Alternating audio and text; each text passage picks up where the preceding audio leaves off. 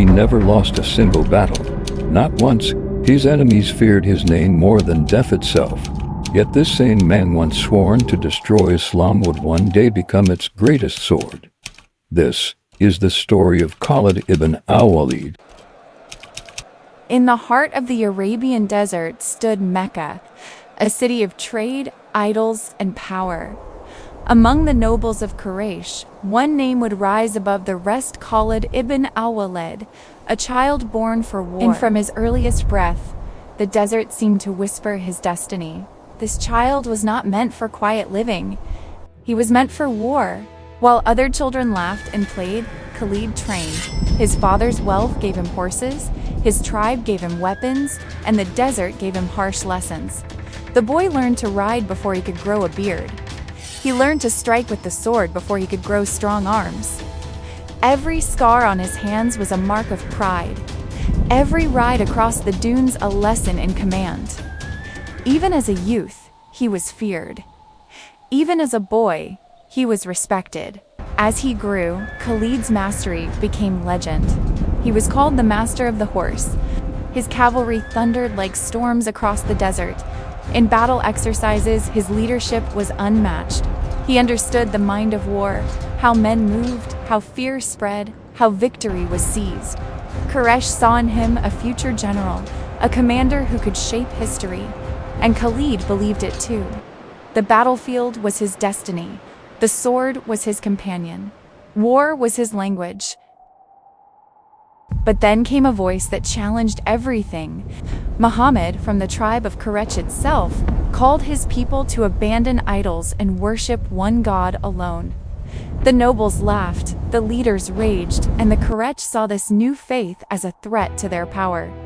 To Khalid, it was weakness, softness, a break from the pride of his people. He stood with Quraysh against Islam, his sword ready to silence this rising movement. He did not know then that the very faith he despised would one day claim his heart. When the first great battle came at Badr, Khalid was not there, but Quraysh tasted humiliation. Against all odds, Muhammad's small army defeated the might of Quraysh. 70 nobles fell, many more were captured.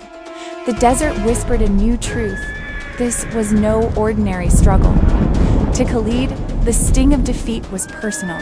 He was not on the battlefield that day, but he vowed that next time he would be, and he would never allow Muhammad's followers to rise again.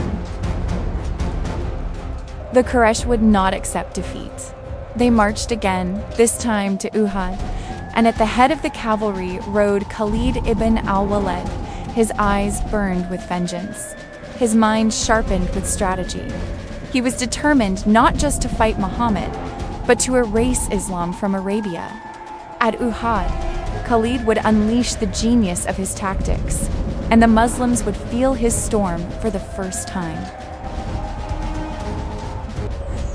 From the golden sands of Mecca to the blood-soaked fields of Uhud, Khalid ibn Al-Walid rose as the undefeated warrior of Quraysh. But fate had other plans. The man who once rode to destroy Islam will soon ride to defend it. And this was only the beginning. In the next episode, Khalid's sword will tremble not with rage, but with revelation. Join us in episode 2, From Enemy to Defender. Shape the world. Stay with us as we unleash the great histories that shaped the world.